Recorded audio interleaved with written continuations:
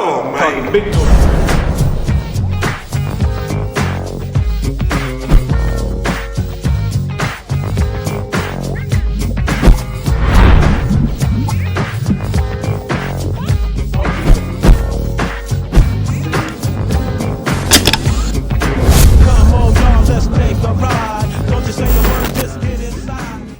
Okay, boop, boop, boop, boop, boop. Make sure we copacetic. We right out the gate with it. Let's get your bio, man. Where you from? Where's home for you? Gotcha. So, born and raised in Tulsa, Oklahoma. Uh-huh. Grew up out east. Went to East Central High School. So I graduated from 2003. I've traveled different places, but I haven't set my roots anywhere other than Tulsa. So went to East Central. Afterwards, went to Tulsa Community College for 2 years. I knew what I wanted to do, but at the same time, actually. That's a cheat code. I knew I wanted to do something with music, and so the way I decided I wanted to be in music education, I remember my freshman year I went to Booker T. Washington. I was in band there, did well, but coming from out east, it was definitely a culture shock, and I would say that I didn't necessarily feel welcome to the culture at the time. Not saying anything against the school or anything against anyone, right. But yeah, you're young, you looking for acceptance and things of that nature. So I was like, you know what? I think I'm gonna head back out east. That's where I grew up. That's my home. So going from a music program like Booker T to East Central was a huge difference. But what I knew is I knew I wanted to bring something with me out there, and so I used to do the music thing, used to do the band thing, try to bring new flavor, a new edge. And I remember I don't think the band director liked it too much. I see where you going with it. And so I told him, like, we was playing a song. I said, hey, can we play it like this? And he said, you know what? Well, you can play that song like that whenever you get your own band. Ooh. So I said, okay. So right then, junior year, I was like, I'm gonna go to school for music education. And that's what I did. So I did 2 years at TCC, and then went to Langston University. Majored in music education. Right. Did the whole music thing out there, drum major thing. Became a man at Langston. Yeah. Honestly, I became a man at Langston. That's what's up.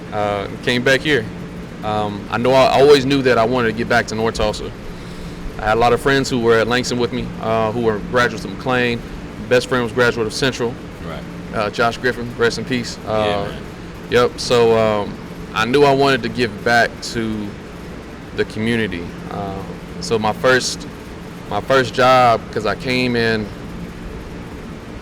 halfway in the year. I think it was like spring '09. And I said, one of my mentors, Darius Kirk, he gave me a job at KIP. And so it was a great experience at KIP. I got to work with a lot of like really intelligent people. This is where I met even like people like Jamal Dyer. We worked together at KIP. Jarrell Jackson. My PE teacher. Yeah, a whole lot of just young men and women of color who I felt like we could relate to young people really well. Sure. So I said I really didn't. Elementary and middle school really wasn't what I was looking for at the time.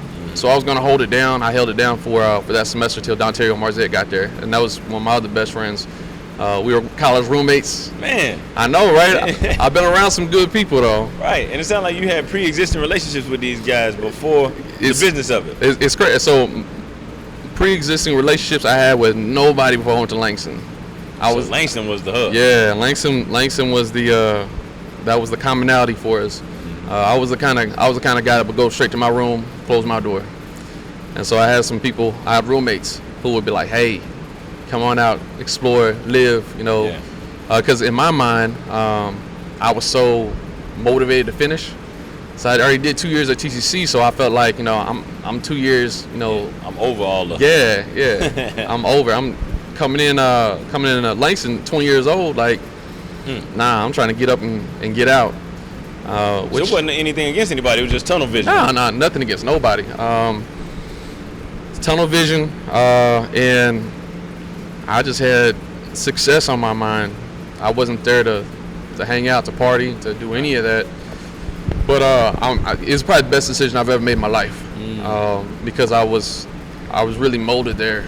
I was able to be me. I was able to be in an area where probably the first time in my life, people gave me a reason to be proud of where I was from and who I was, and I had other like-minded people around me that just changed my whole way of thinking. Right. So, yeah. Man, that's an interesting path right there. But let me ask you this. This is the coach in me right here. Yeah. And I'm a Tulsa boy too, and I love home. But I always tell any of my youngsters who will listen, if you can get out of this setting, at least just for a small amount of time after you graduate, whether that means you move away or you go to college or whatever, do that. Just so you can come back with some perspective that you didn't leave with. Yeah. Was that rough on you being right here in the city for those 2 years right after high school, not leaving immediately? It wasn't because I was so busy. Okay. Not only was I going to TCC, I was working like full time at Bama. So my days was, like I said, money on my mind, success on my mind. Yeah. That's all I was doing. I was like, hey, I could go work this 12-hour shift at Bama. Mm-hmm. I gotta make sure I get these classes at TCC taken care of. Right. Just make sure everyone is good. So yeah, it was hard not leaving because I had planned to leave. Yeah. But you know, plans don't always fall through the way you plan for them to do. Real life. Yeah. Were you still with mom and dad, or you had your own spot at that time? Nah, at that time I was still with mom. There you go. Yep, I was still with mom. She didn't kick me out. Thank you, mom. Like, man, as a chick, I always feel away whenever I hear parents say stuff like, "Hey man, 18, you out of here." I'm like, man, I like to think I was pretty sharp at 18, but pretty sharp for an 18-year-old. Right. I wasn't ready for the world in no stretch. Nah. So I was blessed because you know, my mom had raised us, me and my brother. It was just my mom, so she wasn't in no rush to get us out. Yeah. She, I think she took pride in us and all of our accomplishments, and you know, even the work ethic that we had, because we got that from her. Right. So the fact that I could work, you know, anywhere between 40 and 60 hours a week at Bama, and still do TCC and no complaints, and still, you know, try to take care of bills, and she was good with that. Yeah, man. Yeah. So I heard through the grapevine that you're a twin. How much truth to that is there? That's the truth. Man, well, I'm a twin. We're not identical, right? But we are twins. Okay. My brother, he's in Tulsa. Yeah. He's a paramedic, so you know, he got in the medical field. Again, went a different route. I think he went through Tulsa Tech, the Tulsa Tech route, which, you know, I tell everybody, like, there's so many different routes you can go in order to be successful. Yeah. Don't let people play you into thinking that 4-year university is the only way to go. Yeah. Now, see, I used to think that was BS, though, but I've come around to see it your way. I used to think, maybe it's because my peers at the time would say, man, that college shit ain't for me, man. Oh, and I'm like, well, I know you, and you're lazy. Right, so right. It sounded like a cop-out. Right. But now, having been grown a little while, it probably ain't for everybody. Yeah, I've seen a lot of people just waste a lot of money and time. Yeah. Accumulate, like, you know, like a ton on student loans. They don't have nothing to show for it. They got their refund check though, but other than that, they really went because they was told, like, this is the only way you're gonna be successful. Yeah. But I see people now who got high school diplomas, who are entrepreneurs, who are doing big things. Right. The other thing too, I tell people too, is we always talked about success and like how much you were gonna make, what type of job you were gonna have. The biggest thing I tell my kids right now, my own biological kids, and the kids here also, is measure that in happiness. Not measure. Don't look at the money. Don't look at, you know, what my job title is going to be. You figure out what's going to make you happy. It's true. Because I know a lot of people who have doctors who miserable. Yeah, they miserable, and they broke. Oh, so that don't even go. It don't go. Golly, man. Well, and we gonna jump into that, but I'm gonna circle back to you and you being a twin again, because I'm low key fascinated. Yeah. So that's somebody who's been on the planet for as long as you have, every single second and minute. Were y'all always close, or were there some spats along the way? So we were closer when we were younger. When we got into probably about high school, I think we both started to become the young men that we were supposed to be. And even though we still had a connection, we kind of went off into two different worlds. Yeah. That's not very, I guess, common. Well, I should say it's not the common perception of twins. True that. I think it happens quite often, but at the same time, I think people always like, well, y'all supposed to be like like this. Joined at the Joined hip. at the hip. He's supposed to know what you're thinking. You're supposed to know when he's hurting. Right. And you do have like some connections, but at the same time, we all become our own man. And so he's doing good. What's good for him is good for him, and what's good for me is good for me. For sure. Now, moving into the educational field, did you always know that you wanted to be in administration, or did you want to be an instructor only at first? Nah. So, my first high school job, my first full academic year working was at McLean. Okay. And I spent about 4 or 5 years at McLean. And I remember getting my first check. So as a band director, like the HBCU style, the traditional, marching, high stepping marching style band, you work a lot of hours because what we did is we did band camp. You're here. Sometimes you open the school. Sometimes you close the school. Also, you're here throughout the day. Very similar to the way Khalid Rome was. Yes, sir. When you were here at Central. Right. Sometimes, a lot of times, that band director might be the hardest working person in the whole school. Listen, no cap on that, man. Yeah. So I remember I got my first check, and I was busting my ass. I looked at this check, and my rent was $750, and I got this, and I had school loans to pay back too. They don't. Yeah, those things don't stop. No, they keep coming to get you. Yeah, I looked at my first check, and it was like $1,700 for that month, and I was like, "Yo, I don't know about this." Yeah, this ain't gonna work. Like, yeah, I was like, "This ain't. I could go back to DHS for this." Right. And I had a conversation with my one of my mentors, Ebony Johnson, Dr. Johnson. She kind of like encouraged me and told me keep going, and we had there was some miscalculations in there too, so they came back and helped me out. That's good news. But I mentioned that because one of the reasons I got into administration was I had a family and I couldn't afford to keep doing what I was doing. So I went to I applied for OU here in Tulsa, to go through the master's program for administration, just in case. I didn't plan on moving to it right away, but just in case. So that took about 2 years. And then at the time, McLean was making some changes, administration changes, leadership changes. Right. And I'm real particular about who I work for. True. Real particular about who I work for. I think you gotta be. That's responsible to me. Yeah, absolutely. So I didn't know who they were bringing in. They ended up bringing in somebody from out of state. And I was like, nah, I'm gonna move around. My mentor teacher, Miss Hill, John L. Hill, was leaving at the time too. She was retiring. So I said, you know what? It's probably time for me to spread my wings a little bit. And man, that was what, after about 4 or 5 years? Yeah. About 4 or 5 years. And so that's actually when I was going back to KIPP, because I was going to do band for them at KIPP.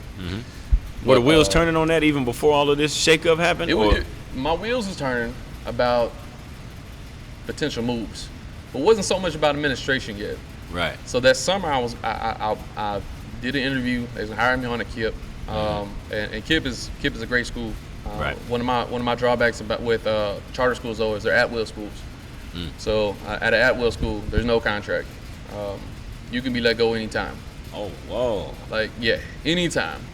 So I was like, man, I'm not really feeling that. But at the same time, I had got a call from the new principal at Central, which happened to be Dr. Ebony Johnson. And so I've been fortunate because I've made some connections. I've been able to network with a lot of different people. And they've kind of seen some things in me that even sometimes I don't see in myself. So she said, I want you to consider coming over here to being my assistant principal.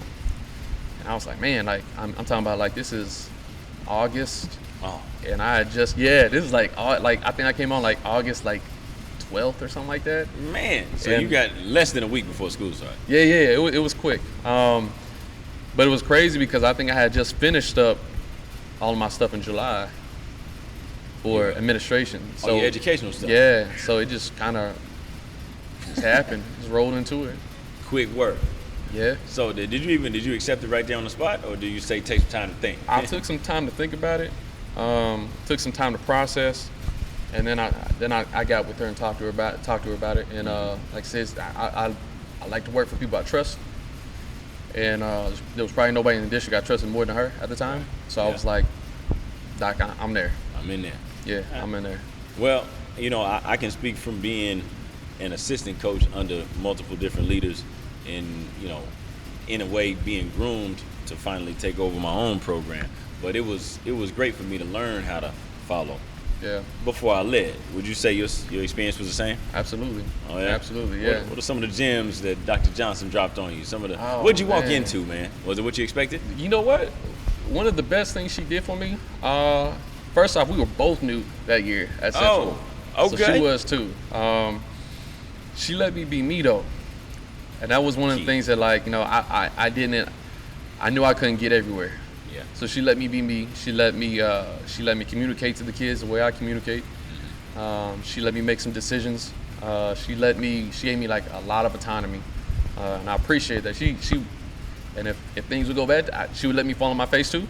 But then she would provide me, some of that information, some of them gems that like, hey, think about doing this next time. So she helped me out by giving me experience. I think a lot of times when you're an assistant, whether it be in sports, athletics, administration, anywhere, right. I think one of the crucial things is they allow you to make some decisions. They allow you to, fall on your face if you need to. Yeah. Instead of always saving you, instead of always making the decisions for you, instead of always like just telling you what to do. And she listened to me, so it was a great experience. I'm glad you said that part about listening, because and this is just my opinion. You correct me if I say something off key, but I think like I could tell you something, I can make a suggestion or a recommendation, and you could hear me out. That doesn't mean that you're going to go with what I suggested. Like, for all I know, you may have sat with it for 24, 48 hours, racked your brain, but after all of that, you were like, you know what, I still feel more comfortable doing it the way I wanted to do it. Most people say, no, I tried to tell Mr. Gilley, man, he didn't want to listen. But I did listen. You know what I mean? Absolutely. Oh, yeah. But, okay, so how long was your stint as an assistant principal under Doc? For 3 years. 3, okay. Yep. She was here for 3, and I was under for 3. Did you feel ready to move over a seat when it was that time? I felt ready. So I felt ready. I had made connections with the community. I had made connections, relationships with all the students. So I felt prepared. I felt ready, and I had worked with some great people too, some other assistant principals that were with me as well during that time. So Donna Carter was huge. I don't know if you remember Donna Carter. I do vaguely. Yeah, because she just retired. I want to say the May that we had COVID. Like she just retired, but she was here for like 25 years. So yeah, she did her thing. See, had some of them faces into place to help the transition be seamless. As seamless as possible. I had other people too. The administration team I have right now with like Ms. Bostier, Julian Wilson. Who was huge for me was also Denise Davis. Yeah.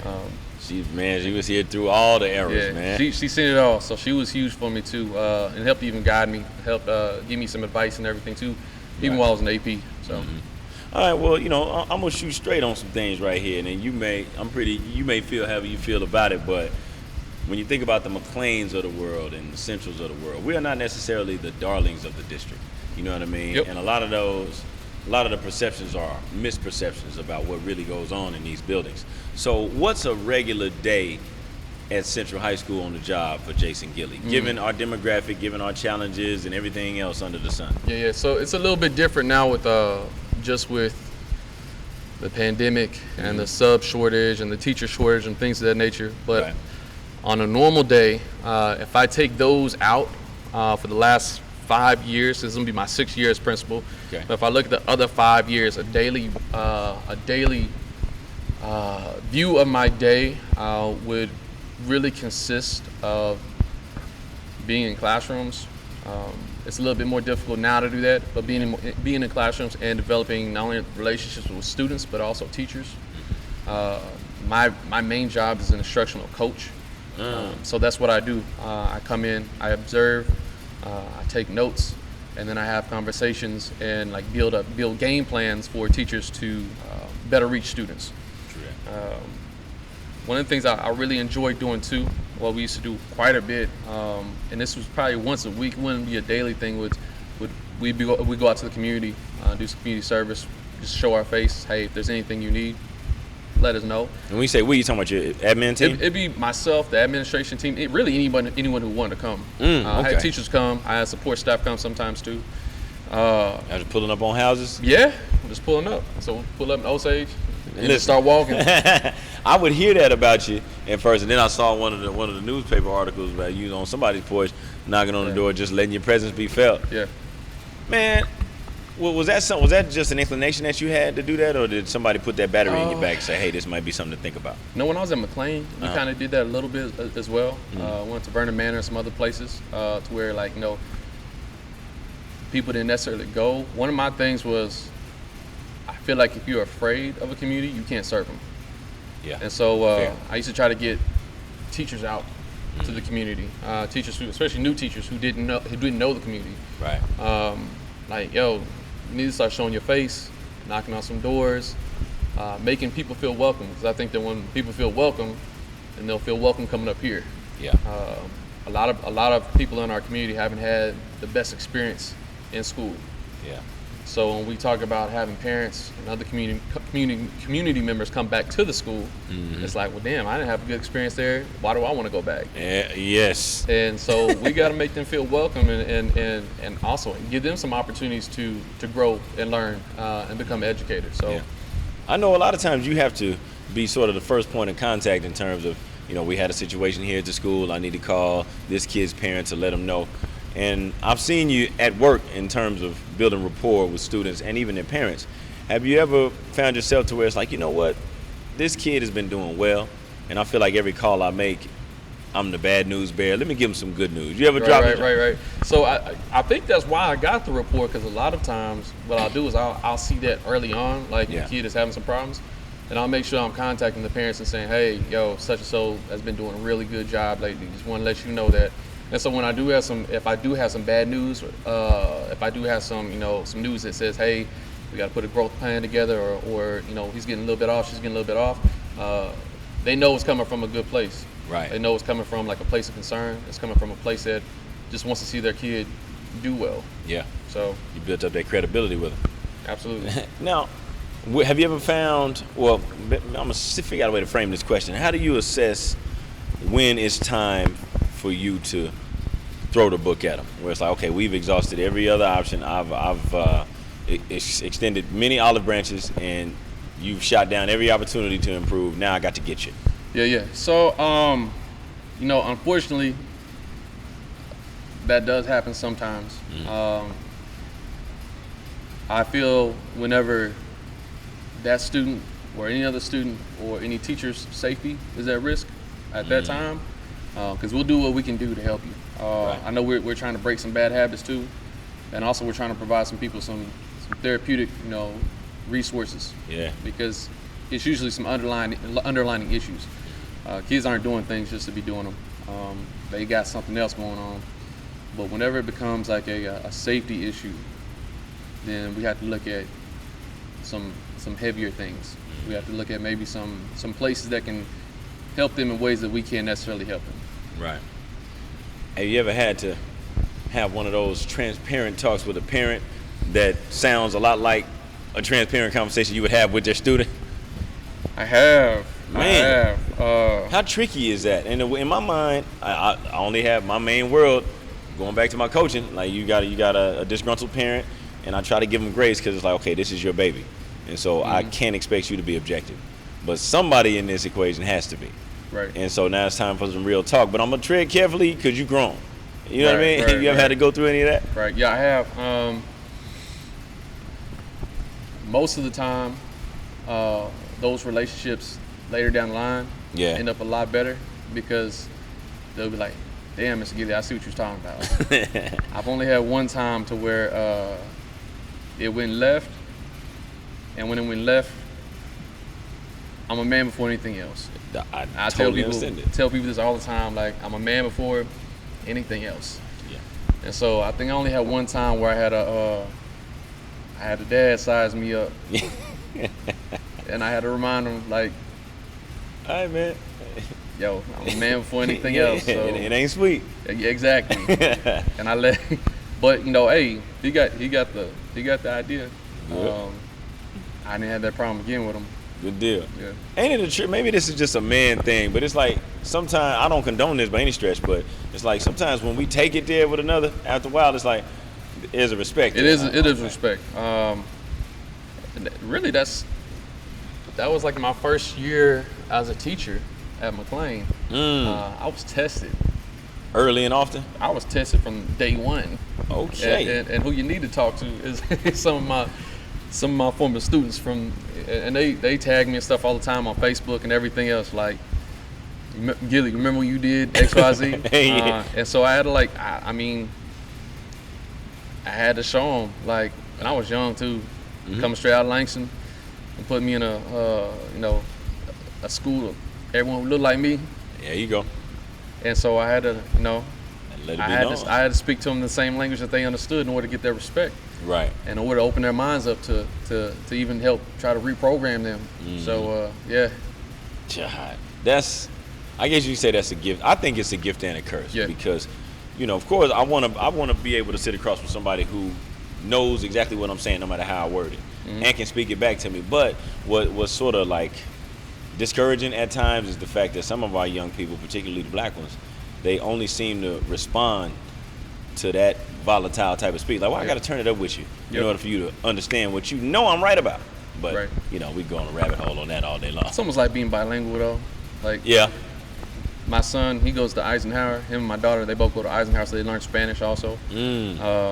But, you have to start off with some form of English before you can start learning some Spanish. So that's true. At the same time, you meet them where they're at, and then you kind of start introducing them to the proper way of communicating, the proper way of getting their emotions out and communicating with you effectively and others. So yeah. Well, since you brought them up, children, man. Yeah. You're a proud father of 2, correct? Yes, sir. And you got a daughter and a son. The daughter's the oldest. How old's your daughter? 9 years old. 9 years old, man. Talk about what a blessing she's been over 9 years. The first one to make you a parent. My daughter's my best friend. Yeah? Yeah, and that's always been my best friend. My son, he's a lot different than my daughter. My son is he's rough. Oh yeah. He's real rough. My daughter, she's a daddy's girl. So she's always called me her best friend since she was like probably about 8-9 months old. She's like my best friend. So whenever I had first off, they said they thought my first was a boy, and then we went to do another ultrasound. They was like, oh, this is a girl.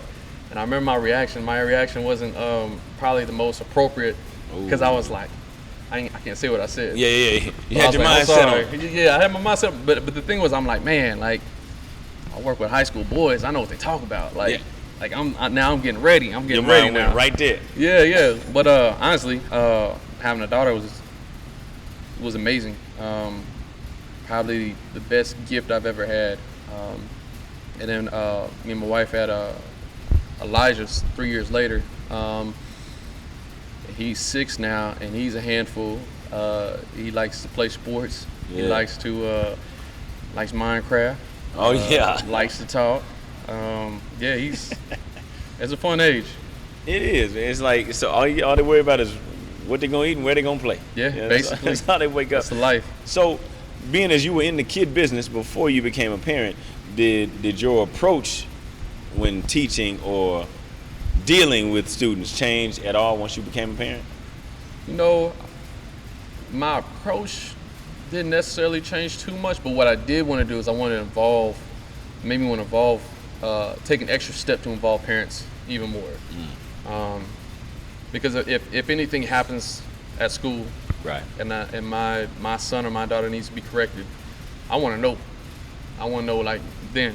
Every single thing. Yeah, because I got back door. Yes, I'm about to make sure that what they're doing, they represent me well. True that. And so I think that I put an emphasis also with young people that when you're at school or when you're in public or wherever you're at, you're not just representing yourself, you represent your parents. And they bust their ass too much for you to be out here showing yours. Ooh, I like that. And so I had never really thought about it like that until I would say I became a parent.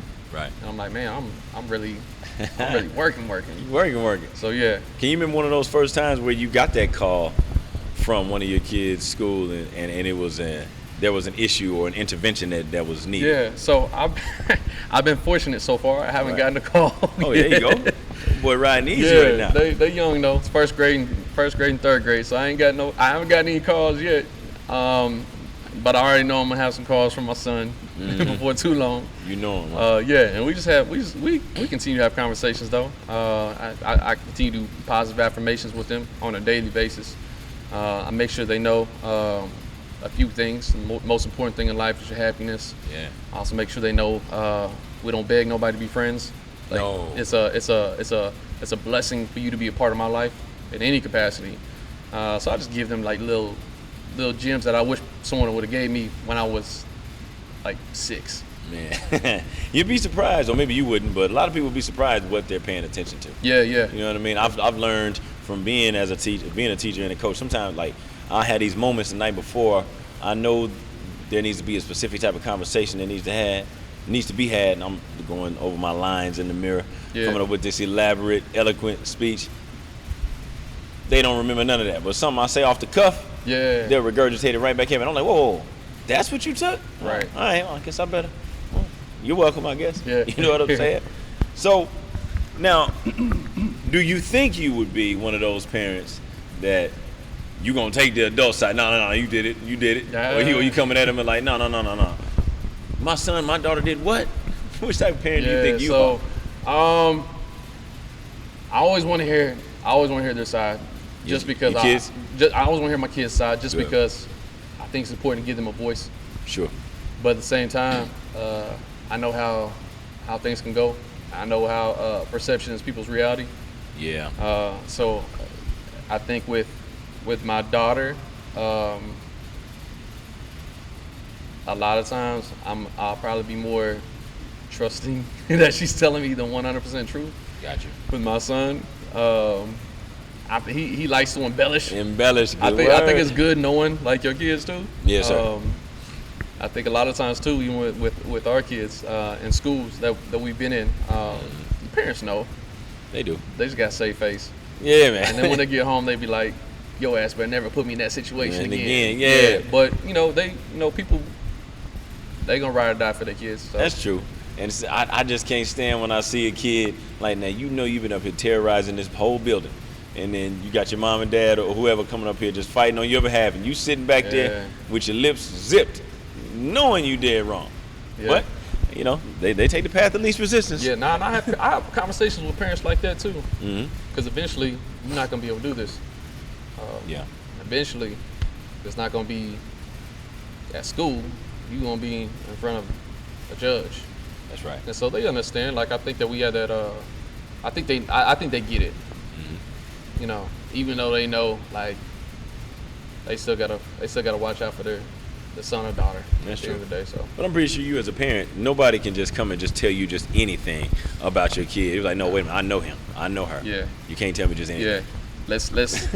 And if that did happen, let's talk about like what led up to it. The why. Yeah, the why. That's really real. Yeah. All right. So, being a husband, man, that's another plight I don't know nothing about, man. Talk to me about what all goes into not just the wedding day, which seems to be what a lot of people are infatuated by, but the process, the task, the journey of being in a union with another person, and y'all's lives are joined, basically. Yeah. The wedding is probably the least important thing about a marriage. You're gonna have a lot of people at your wedding, but you're not gonna have a lot of people supporting a marriage. So I would advise as many young people as possible, save your coins. Yeah. Don't worry about inviting 200-300 people to a wedding that you're not gonna see again. Yeah. Like one big ass prom. Yeah, and hey, right? You know what I'm saying? Getting dressed up. Right. Make sure you're ready because it's a journey. Yeah. It's a journey. You don't know which way it's gonna go, so you gotta make sure you're ready. Mm-hmm. Mm-hmm. Now, and although folks may be like, I heard that before, but it's ever so relevant. It's got to be. Yeah. I'm curious about one thing. Why did it take us in Tulsa Public Schools so long to go back to in-person learning once we came out of the 2020 campaign? Because I know it wasn't just a Central thing, you know? Nah, yeah. And then establishing a new norm and eventually coming back in person in like segments, for lack of a better word, in February. Right. I know we were doing the best we could with the information that we had and with what we were allowed to do. But man, talk about all that went into that. Yeah, so I don't think anyone really, because when we went out, it's like spring break. Yeah. So basically, we went on Literally. spring break and never came back. Never came back. Still spring breaking. Yeah, had like extended like year-long spring break. Kicking it. And so I don't think that anyone was prepared to really take on like that remote learning, or I guess you call it virtual learning. I'm not sure if I ever did a Zoom before the pandemic happened. Not even a Zoom meeting? I don't think I did any Zoom meetings. I think, what was that? We had something else. Skype. Skype. We had Skype for a minute, right? Yeah, man. So, but I never did a Zoom meeting really. And then you had like Microsoft Teams and all types of other things. Mm-hmm. So people weren't really prepared, and we didn't have a model for it. Nah. No model at all. So you got people pulling things out the sky, like trying to figure out ways to meet student needs, and at the same time, you're competing with other districts. So you got your Jinx, you got your unions, you got your WASOs who are saying things like, "Come back," like we won't even do masks, just come on back. And so you got some of the people in the community who they don't necessarily understand like the dangers and risk of everything. Well, do they want to understand? That too. Yeah. But what they do know is they know that this virtual thing ain't working for their kids. Right. And so now you got a district who's put in a place to where like they need the enrollment in order to get the funding, in order to get everything else they need for all the students. Right. But you're having a risk of people going down the streets of Sand Springs. Yeah.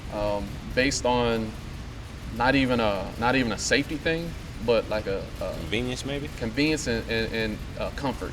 Okay. They're real comfortable with it. So I think it took us a lot longer to figure out what we were going to do, just because no one wanted to make a mistake, and no one wanted to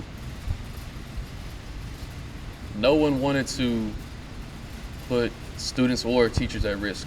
Right. That was the other thing. I think a lot of adults were, really nervous about catching COVID. I personally know people who didn't make it. There's been people in education that we know who didn't make it. True. And it was just a really scary thing. It's never happened before. So We had no point of reference. yeah, no point of reference at all. You ended up catching the old COVID, right? I did. How hard on you was it? Man, it was terrible. So Oh, man. for me, I really didn't know that part. So yeah. So it was more psychologically. It was terrible for me. I had like real mild symptoms. I had like a little like cough, like Yeah.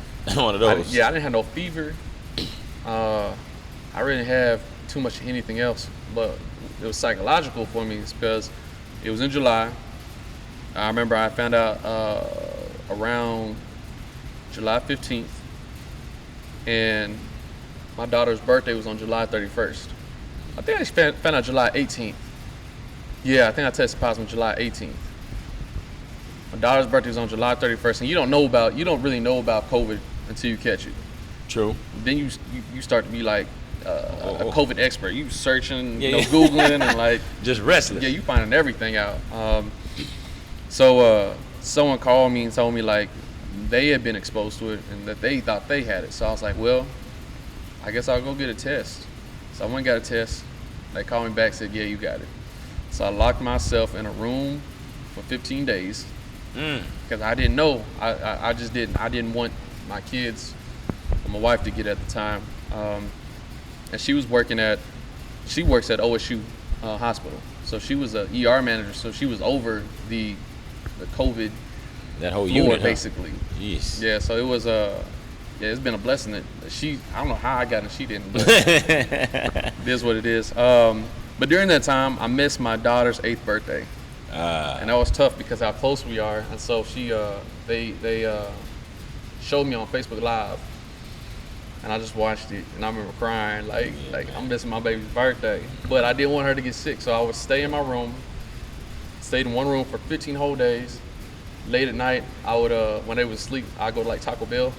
There you go. And like grab me something to eat, and then come right back to the house and go right back to my room. Straight up. Spraying everything I touched. Super paranoid. It was really like a psychological thing. I felt like I was in county, like I was locked away in county. Goodness, doing 23 and 1s. Yeah, I was sitting there listening to Akon, like locked up all day. Now, did your daughter? Did she understand though? She understood. That's good. Yeah, she understood. She missed me. She would come to the door and she'd be like, "Daddy, I just want to hug you." I'm like, "I'm sorry, baby. I'll be out soon." Yeah, I want to hug you right back. Yeah, you know what I mean? Yeah. So aside from catching the actual disease itself, well, let's say illness. Disease sounds a little heavy, but finding a new norm for yourself personally with all that downtime, and it was like, to me, there was always hope. You know what I mean? So I didn't know if this was final or if it was not.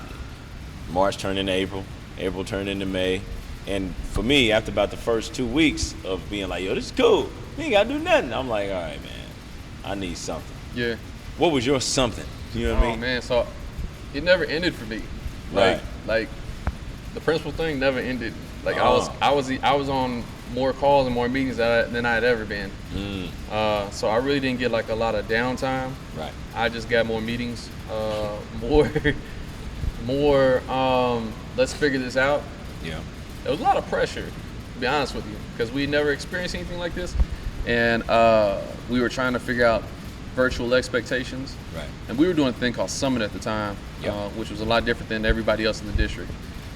Was everybody else in the district doing it at Mentum at the time? And they were just putting stuff on Canvas. And they were working on Canvas, and I'm still not really a fan of Canvas. I wanted to do Google Classrooms because it was just a lot easier for us and our teachers. Mm-hmm. So we actually finished with Google Classrooms and Summit, but then the following year it was like, nah, y'all got to do Canvas too. So we tried to jump on that, but I didn't have a lot of downtime, honestly.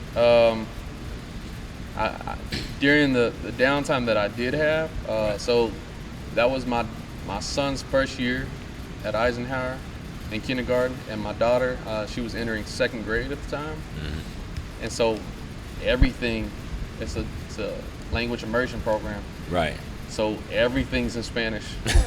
So I ended up learning Spanish for the most part, and Google Translator was my best friend, because I'm talking about, like, when I say everything's in Spanish, even like the worksheets, even like the directions are in Spanish. So yeah, I kind of struggled with that with them. Got through it. But yeah, we're still playing catch up in that, but I spent a lot of time just doing that alone. Man, it's always wild to me how we naturally look at English as the regular way. Yeah. But if we ever are to go abroad, we sound to them like they sound to us. Yeah. Like, what's all this gibberish y'all spit? Yeah. You know what I mean? But I was fortunate though, because when I grew up in East Tulsa, so I heard it all. Yeah. Okay. And I grew up in a place called Park Chase. It's apartments over off like 11th, 107th, which is like right before you get to Garnett, I guess. I know exactly the area you're talking about. Yep, between Mingo and Garnett. Yeah. And so the thing about Park Chase was you had like different pockets of like, different cultures. So you had your black people, you had your poor white people too, and you had your Hmong people, which even growing up, I had like best friend was like named Abel Vang. He was a Hmong guy. Up. Yeah, so I got to experience everything. Then you also had your Vietnamese. So damn. Yeah, and then you had your Puerto Ricans. So don't call a Hispanic person Puerto Rican, and don't call a Puerto Rican person Hispanic. There's gonna be some problems. It's gonna be a big issue. And you better know the difference between your Hmong community and your Vietnamese community as well, because there's gonna be some problems if you don't. Yeah, so languages, I was accustomed to hearing it all. So you going through that Spanish chapter wasn't even nothing for you then. Man, had to refresh. I feel that. Speaking of how do you replenish or recharge? Because you got a lot on your plate, man, and I would say a thankless job, to a large degree. Yeah. So let's say at the end of a work day that kicked your ass, or the end of a work week that kicked your ass, how do you decompress? Man, it's different every week. Sometimes I'll decompress with my kids. Yeah. Sometimes I'm decompressing at a bar. So just be honest, it's different. I like to surround myself with good solid people though. True. They can kind of help me get my mind off of some things as well. Yeah. I think that anytime you're around people who genuinely have love for you, it helps your mental. Yeah. It helps you keep going. It helps you look at things differently. So and I think that's what we have here at Central. I do too. It's a family environment. Like it really feels like family. Yeah, and then you can let your guard down, so to speak. Because absolutely. Naturally, as black men, we guard it anyway right out the gate. So anytime we can be around people where we don't feel like we got to be hard body. Yeah. Okay, cool. I was guarded probably for the first 2 or 3 years working. So that same mentality I had when I got to Langston, that I'm here for to work, I'm here to get things done, was what I had when I first got here as administrator. And it was only because I was nervous, and it was like I don't want to mess up. True. So for probably 2 or 3 years, a lot of people say I didn't talk. You high and by. I didn't talk to nobody. Yeah, that was it. I'm by, and I'm on the second floor clearing things out. Yeah. So yeah. But we grow, right? We evolve. But I'm gonna tell you what had me laughing was the other day I was looking at I think it was your Facebook story, and you said at the end of your workday you just lay out in the floor in your office. I do. Man, when did that start? It started probably a couple years ago, really. Yeah. Yeah, and part of that was because I started having some back issues too. Oh, and I'd be like, man, I'm just gonna lay here, and I'd be so tired. I would just lay in the floor. Actually, when I was in the AP, I did it too. I was upstairs by the library, and the day was over. I would just lay there for a second, let me get myself together. Right. I can kind of even think about what happened that day, process some things. True. And just breathe. Yeah. Without somebody hitting you on the walkie or knocking on your door. Yeah. I feel that. And if they do knock on my door and come in, sometimes they didn't see me, so I'll be like, hey, dodge the bullet. Yeah, exactly. I'm just laying here. Are you good at leaving work at work? Nah. And you know what? I'm actually glad that you said no, because although some people much smarter than me will say that that's not so good, but I think, this is my theory, I think if you're passionate or any good at anything, you're going to take it home with Absolutely. you. Maybe not all of it, but some of it is coming to the crib with you. You're going to take some of it home. I mean, you've got to. If it's really on your mind like that, and you've got a game plan and you're still working towards goals, and you see areas you can improve, it's not something that you can just take off, put in my office. Hey, I'll see you tomorrow. Goals, and then just go home and not think about it. No, I don't work like that at all. I'm trying to do better with that. I'm trying to do better, not leaving things at work, but being able to detach a little bit more from some things. Got you. Yeah, makes perfect sense. So, when do administrators get their summer break? Because I know it ain't the last day of school. So APs, they work 10 months. Okay. Principals are 12 months, 12-month employees. Ooh-wee. So I don't get a summer break unless I put in for some vacation time. So this last year I put in for the first week of July and the last week of July. That was my summer break. But even on those days, I was coming up here to interview because I was trying to fill some positions. That's just the way it is. Yeah, and both people, the people I interviewed, they said they was coming, and for whatever reason, ended up not making it. So I'm like, well, damn.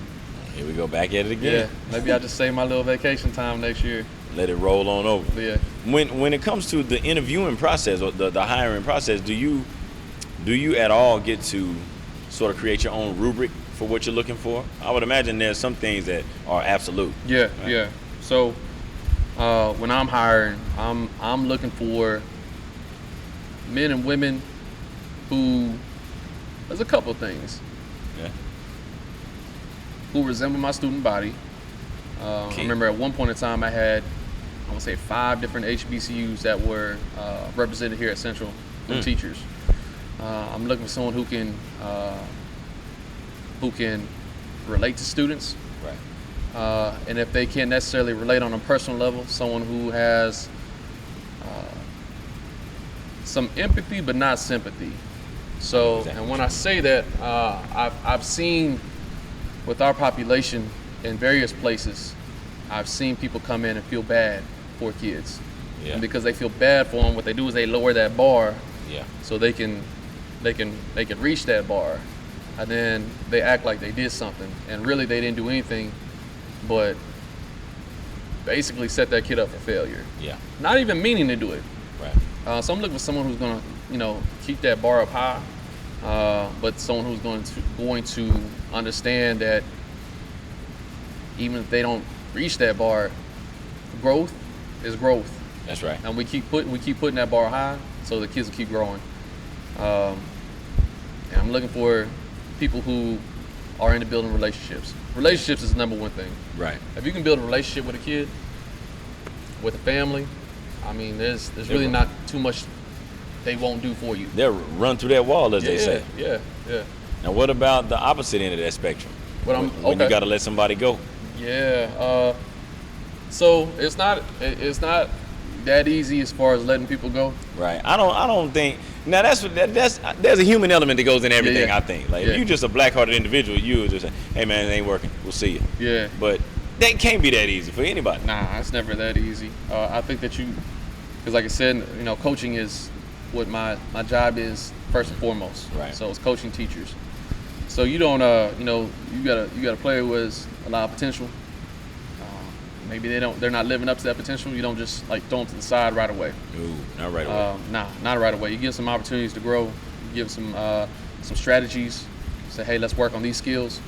If they choose to work on those skills, if they choose to become better, then you're like, okay, like we got something to work with.